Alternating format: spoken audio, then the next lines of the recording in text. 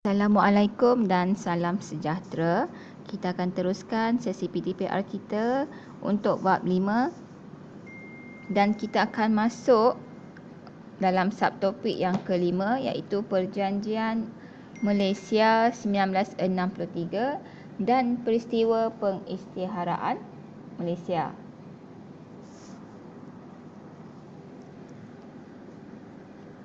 Okey, kita lihat dulu Perjanjian Julai 1963.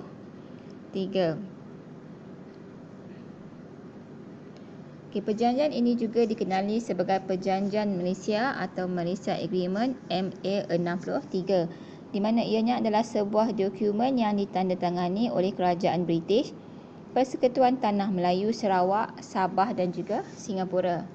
Okey, perjanjian ini juga ditandatangani pada 9 Julai 1963 di London. Kandungan perjanjian ini adalah seperti yang telah dikemukakan oleh jawatan kuasa antara kaum. Dan prinsip utama perjanjian ini adalah untuk mengiktiraf hak yang sama kepada semua negeri dalam Malaysia. Okey, kita lihat dulu di sebelah kanan slide ini. Ini adalah antara intipati perjanjian Malaysia. Okey, yang pertama kita lihat dulu tarikh pembentukan Malaysia yang dicadangkan adalah pada 31 Ogos 1963.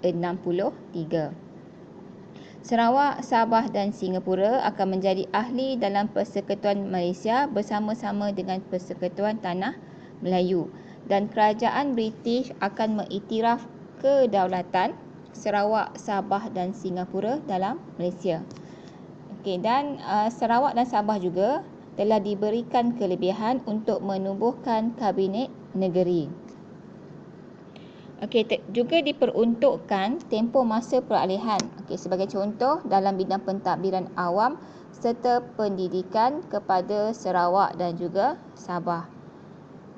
Okey, kemudian kerusi parlimen diberikan kepada Singapura sebanyak 15 kerusi, Sarawak 24 kerusi dan Sabah 16 kerusi.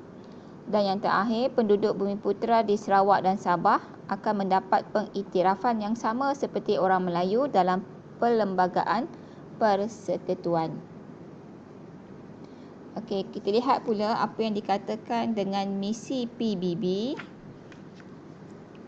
Okey, misi PBB ini menerangkan di mana Indonesia telah membuat bantahan secara rasmi berkenaan dengan pembentukan Malaysia. Okey, kemudian Setiausaha Agung PBB telah mengumumkan penubuhan sebuah jawatankuasa iaitu United Nations Malaysia Mission pada 12 Ogos 1963 untuk menilai dan membuat laporan. Kemudian Duta Amerika Syarikat di PBB mengetuai rombongan melakukan tinjauan di Sarawak dan juga Sabah.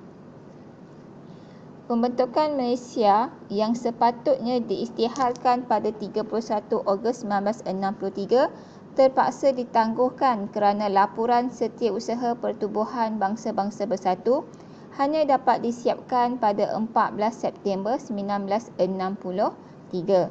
Dan pada 14 September 1963, misi ini telah menerbitkan laporan penduduk Sarawak dan Sabah yang menerima pembentukan Malaysia.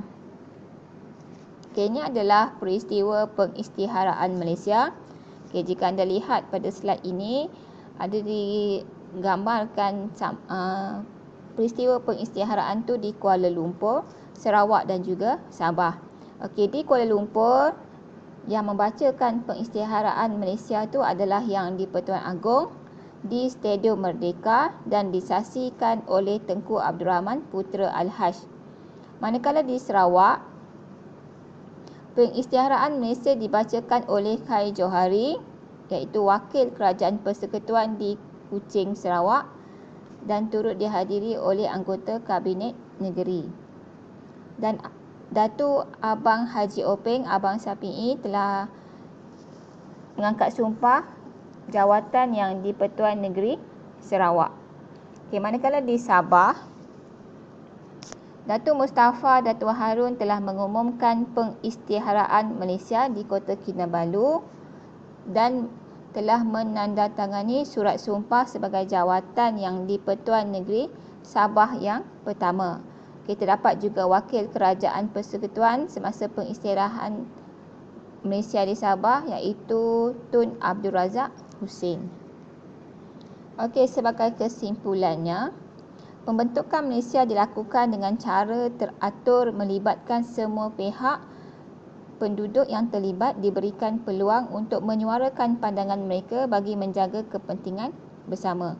Oleh itu, kita perlu menjaga kepentingan kesepakatan untuk memastikan kestabilan negara terpelihara. Okey, itu saja penerangan untuk bab 5.5. Saya imbas kembali. Okey, untuk tajuk ini, apa yang kita pelajari ialah intipati Perjanjian Malaysia dan misi Pertubuhan Bangsa-Bangsa Bersatu yang bertindak atas bantahan rasmi yang dilakukan oleh Indonesia.